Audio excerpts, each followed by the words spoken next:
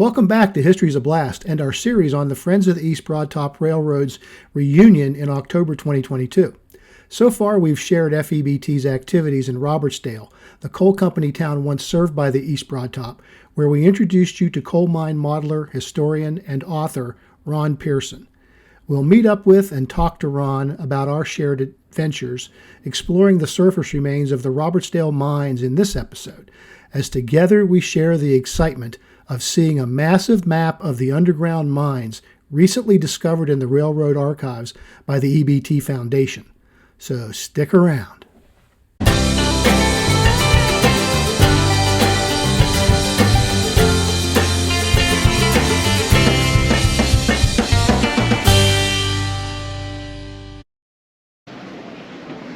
Hey, Annie. That was a mystery to me. Well, here's a nice Mount Union module.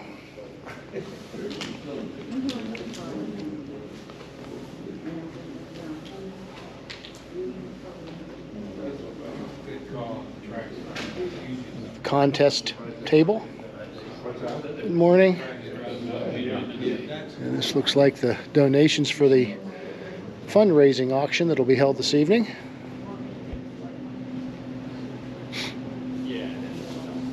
Yeah, we'll find out what office. Yeah, because I was going to say maybe. Presentations later on. Okay. Here's the EBT Foundation's Special Archives display.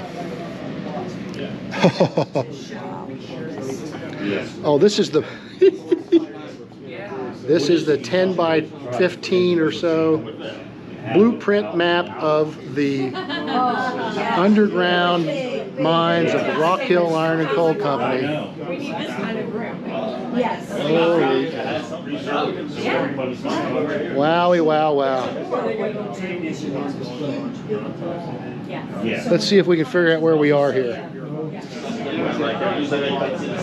So there's the Bedford-Fulton County line, and there's the rail line on the surface running down over top of the workings and on up. Making a great service. Until I got it all back. That's the main entrance coming out up onto the surface, up to the tipple. Yeah. I'm going to assume that this is number 9 at the far end of the line, far southern end of the line. So we're looking up toward Robertsdale, going that way. Number 5. That's right, there's number 5. There's the barn. There's the Now this looks like an earlier barn. Okay. Because I think that the new one is Okay. over in here. But look at the rail. There's a rails going right up to it. Oh, no. This rail went like this. And then made a right turn. And right in here is where the Boney came. I see. To dump it into the EBT hopper at a lower level. And they would just roll it down the hill onto the siding then.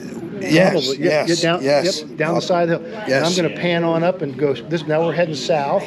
Now we're heading south. There goes the track off to the following Trough Creek. Down in there, you can see the bright white lines. And there's Woodvale, and there's the branch off to number 7 and 8, and on down toward Alvin. Here's 7 for 8. Yeah. And number 9's down there. I'll take Ron over to show him. There's the main entrance to number 9. Coming out onto the surface through the portal. No legend on this thing. No, there's no legend. You just. Well, they all knew what they were looking at, Ron. Maybe. Here's a payroll sheet for the slope. That would be number 5. June 16th to the 30th, 1929.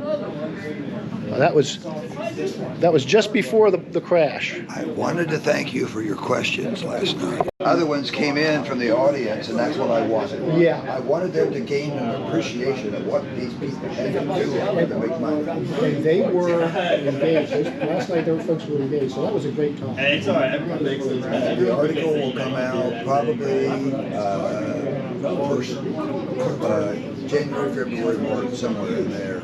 Yeah, next year. We'll have to do the two of them together. We'll call Lost and Found. Right. I took my title over what you started. I know. Yeah, well, how many years had you been pestering with the publishers? It must have been at least three or four some years, yeah. And I finally, Debbie wants No, I read that article and I said, that just opens up so many doors for things to do. That's what I do. Yeah. I ask questions and say, I don't know the answer. Somebody else is going to figure it out. And so I took that as a kind of a challenge to see if I could add anything to the information base. Last night again, I just remember the day we were standing there staring at that stone wall. Yes. And it might have been you or Rick. We did that when we went out the face, 90 degrees up the hill, and there those rails were. But I think you had found those rails at an earlier trip. Rich and I were back. Well, Rich and I found them when we were back there years ago. Okay. And it was in March. That's how we found them. In the Middle East. And that's probably about the same time I found the coke pits.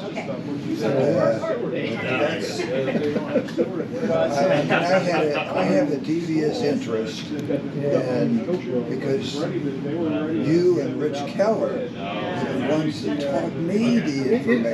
I didn't want to think about how long ago it was. A long time. Yeah. See, I went on your tour. I went on Rich's tour. Yeah, well, he's the guy that started the walking tours back then, and he didn't know what. I mean, he knew that there was of course, in those days, number 5 there was nothing. Nothing had collapsed in. Back in number 5, and a lot more was there. Of course, the sheet was there, and when it wasn't underwater.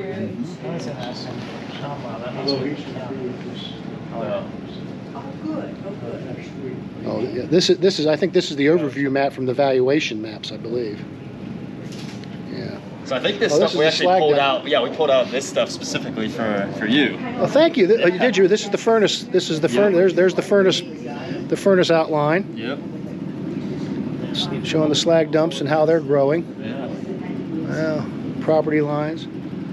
Oh, this is the map that Ron was talking about last night. Yep. This was the famous trestle map from 1875. Yeah. Showing the With the turntable. Yep. The engine house. Yep. Mine number 1. Is that mine? That is mine number 1, isn't it? Oh yeah, that's definitely my number 1. And then you got the creek right here, 2 and 4 Right. over. There's 3 sticking out under the tree. Yep. There's the trestle. No, thank you. Flip this over, we can look. The trestle sketches. Oh, that's a great one. Yeah, I have a coal washing plant, the original coal washing plant. Hey, Ron? Howdy. Thank you so much. Yeah, absolutely. Great. You remember everything I said, huh? No, most of it. That's it for this time. I hope you enjoyed this video and will take time to view some of our other ones.